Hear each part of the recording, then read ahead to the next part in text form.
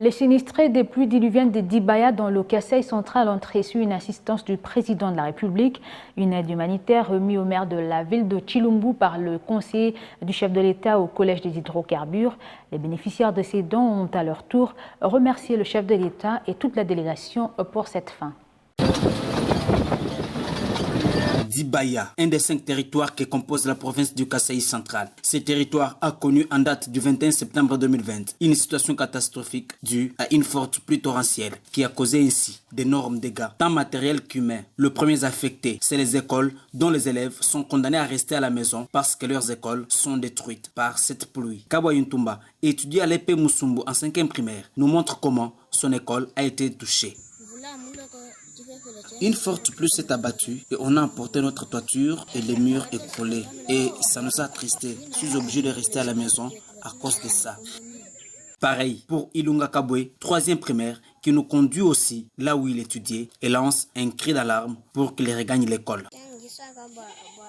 En tout cas, nous lançons un cri d'alarme aux autorités du pays afin qu'elles nous viennent en aide pour la reconstruction de notre école.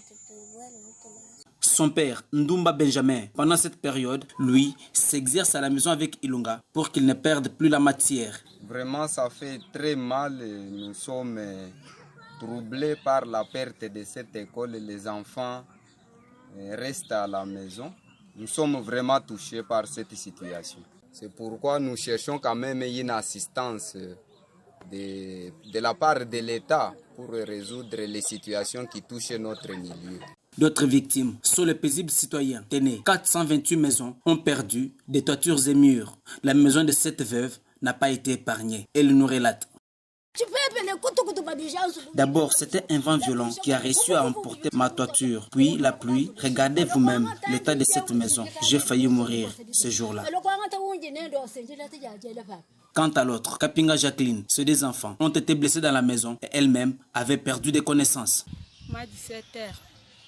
C'était vers 17 h que le vent a soufflé, a emportant ma toiture et les tôles ont blessé mes 2 enfants. Moi-même, j'ai perdu connaissance. On a tout perdu. Les églises n'ont pas été épargnées. Pasteur Kabunda de l'église du Saint-Esprit au Congo tente de nous expliquer comment ils sont affectés et manque comment organiser les cultes. On avait remarqué qu'il y avait une pluie violente et puis il y a eu cette pluie, le vent a emporté cette toiture. L'église s'est forcée pour au moins faire ce qu'elle a fait ici.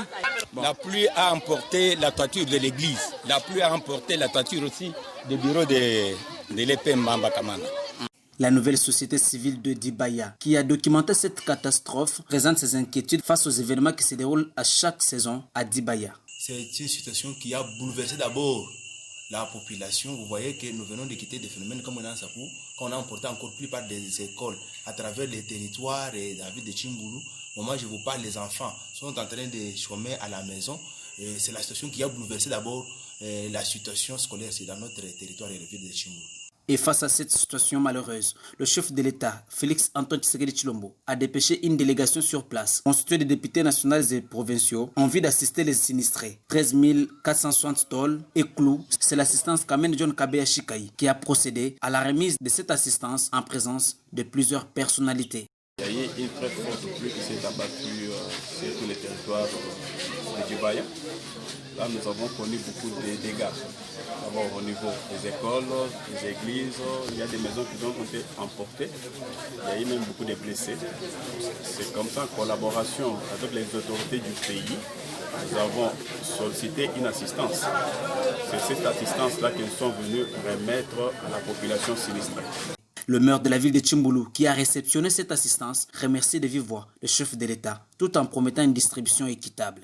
Sincèrement, le président de la République, pour avoir pensé à la population de Chimbulu, cette population qui est bercée, qui a connu une catastrophe naturelle, et le président est venu au secours, au chevet de cette population. Les tôles ont été envoyés pour qu'ils reconstruisent leur maison. Nous serons très sévères à cet endroit-là. Satisfaction totale des bénéficiaires directs de ce geste. Merci beaucoup, Monsieur le Président, pour cette tôle. En tout cas, ça tombe à point nommé. Que les très hauts vous bénissent. Sur ce, Nous disons incessamment et grandement merci au chef de l'État, garant de la nation, son Excellence Félix Antoine Tshisekedi Tshilombo, pour son oreille attentive aux pleurs écrits de sa base que nous sommes. Il faut noter que chaque maison affectée a reçu 20 tôles et clous pour un total de 428 ménages, une trentaine d'écoles chacune, 150 tôles, le centre de santé une quinzaine, 100 tôles, église 50 tôles et c'est sur l'ensemble du territoire de Dibaya. Nous sommes ici à Tshimboulou, à l'école primaire Bambakamana, où les élèves de l'école primaire étudient à même les sols. Vous voyez même l'état, les conditions où ces élèves étudient. L'enseignante est là, elle ne sait pas comment enseigner dans une classe pléniton, d'où il faut construire notre salle de classe pourvu que les élèves puissent étudier dans de bonnes conditions et accélérer la gratuité de l'enseignement en République démocratique du Congo.